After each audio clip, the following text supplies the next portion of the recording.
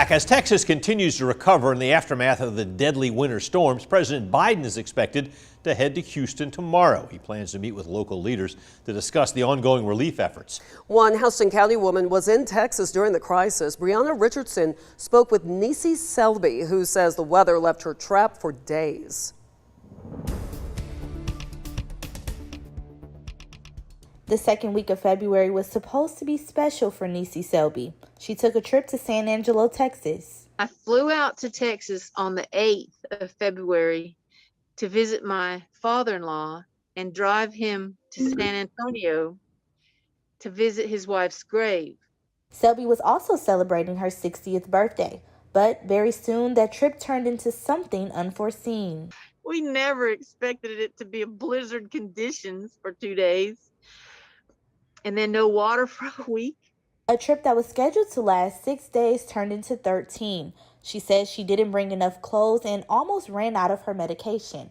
Along with no water for a week, her power went out twice, and temperatures were freezing. It was quite nerve-wracking and a little anxious. I didn't sleep a whole lot because the whole time you're wondering, is the power going to go back out?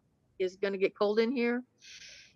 You know, it was quite stressful. Selby says when she learned the storm was coming, she filled up the bathtub with water before the water went out. And when the power was out, they had to eat cold food. We had cold beans out of a can.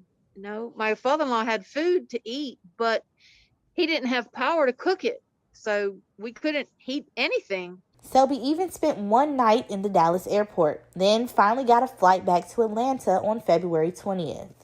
I ended up using an additional week's worth of vacation from my job and barely got home in time for my grandson's birthday on Saturday. So I was glad of that. In Warner Robins, Brianna Richardson, 13 WMAZ News. Selby says although the trip was nerve-wracking, she's glad she was able to be with her 90-year-old father-in-law to make sure he was safe.